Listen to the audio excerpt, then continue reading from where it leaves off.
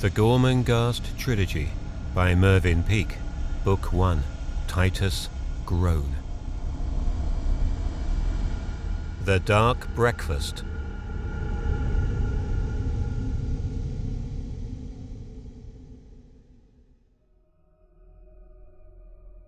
Barquentine is unaware that there have been grave and sinister happenings in the castle on this historic morning. He knows, of course, that the Earl has, since the burning of the library, been in a critical state of health, but of his dreadful transformation upon the mantelpiece he is ignorant. Since the early hours he has been studying the finer points of ritual to be observed at the breakfast.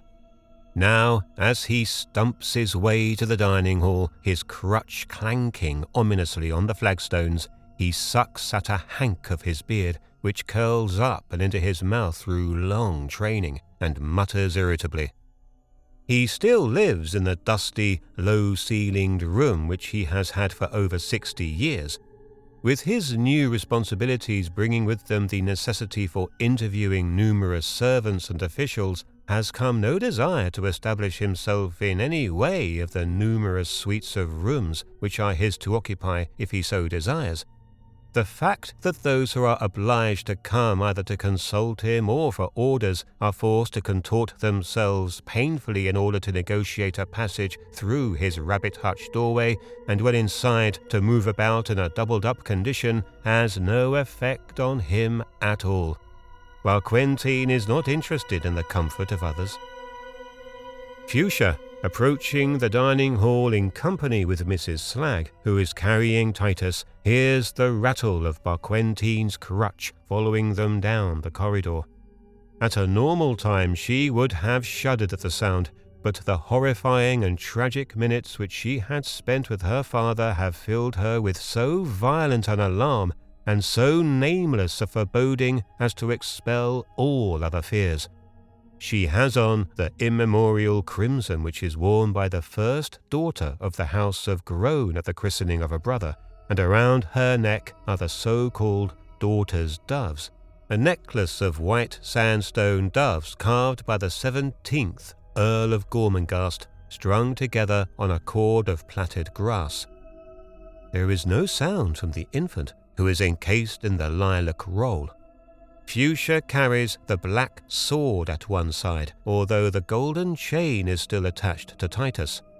Nanny Slag, beside herself with trepidation and excitement, peers now at her bundle and now at Fuchsia, sucking at her wrinkled lips as her little feet shuffle along below her best sepia-coloured skirt. "We won't be late, my caution, will we? Oh, no, because we mustn't, must we?" She peers into one end of the lilac roll. "Oh, bless him, that he's so good, with all this horrible thunder. Yes, he's been as good as good." Fuchsia does not hear. She is moving in a nightmare world of her own. Who can she turn to? Who can she ask? Dr. Prune, she says to herself. "He will tell me. He will know that I can make him well again. Only I can make him well again."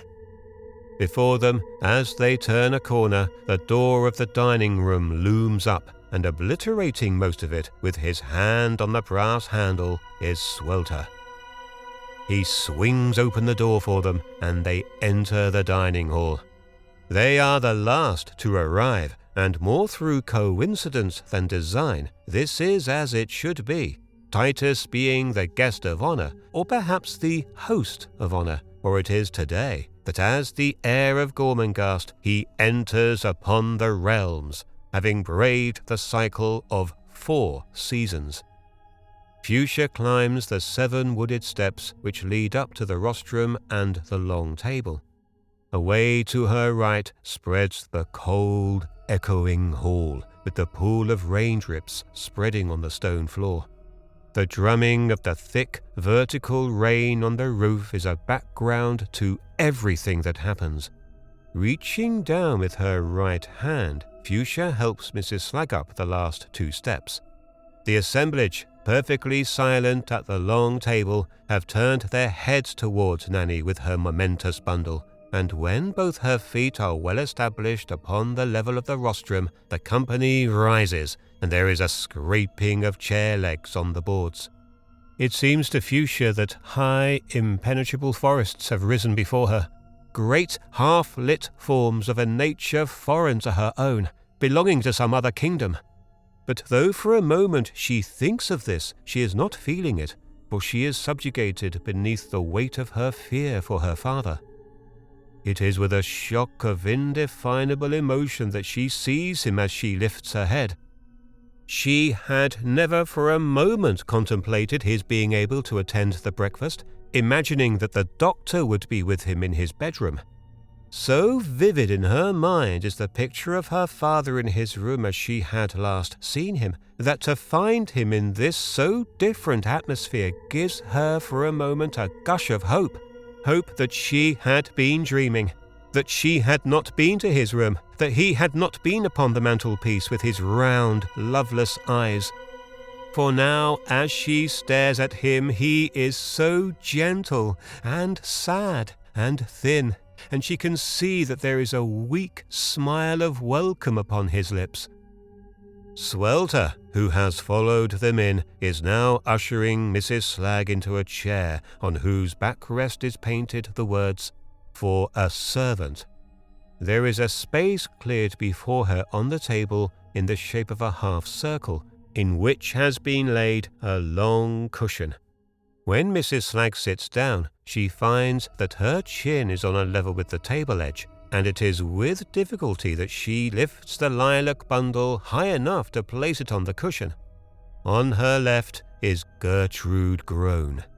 Mrs. Slagg glances at her apprehensively.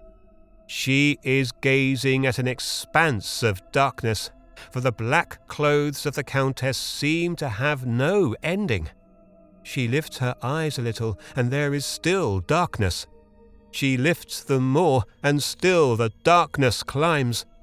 Raising her whole head and staring almost vertically above her, she imagines that near the zenith of her vision she can descry a warmth of colour in the night. To think that an hour earlier she had been helping to plait those locks that now appear to be brushing the flaking cherubs of the ceiling. On her right is the Earl. He leans back in his chair, very listless and weak, but he still smiles wanly at his daughter, who is on the opposite side of the table and facing her mother. On Fuchsia's right and left sit Irma Prunesqualler and her brother respectively. The doctor and Fuchsia have their little fingers interlocked under the table. Cora is sitting opposite to the Earl, her brother, and on the left of the Countess and facing Irma is Clarice. A fine, succulent ham, lit by a candle, takes up most of the space at the Earl's and Cora's end of the table, where Swelter presides and has now taken up his official duties armed with carving knife and steel. At the other end of the table, Barquentine smoulders on a high chair. The eating is done spasmodically whenever a gap of time appears between the endless formalities and ornate procedures which Barquentine sets in motion at the correct time-honoured moments.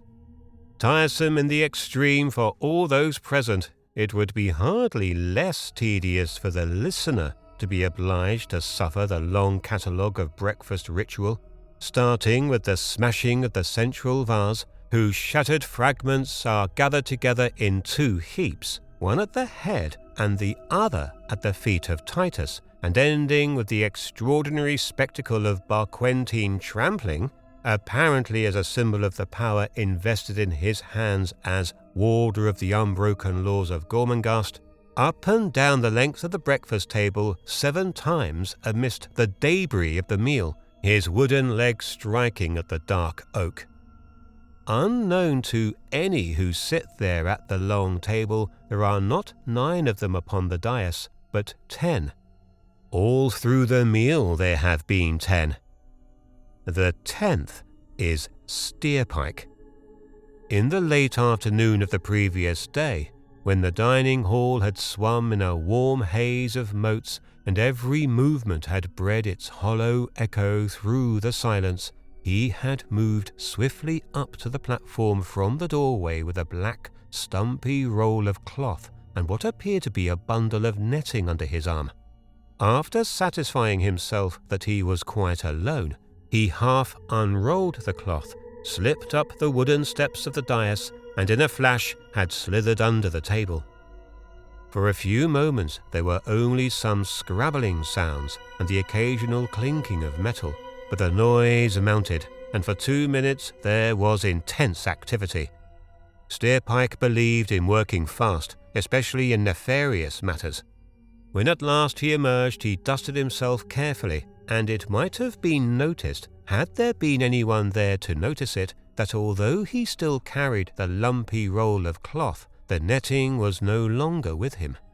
Had this same hypothetical watcher glanced under the table from any part of the room, he would have noticed nothing extraordinary, for there would have been nothing to see.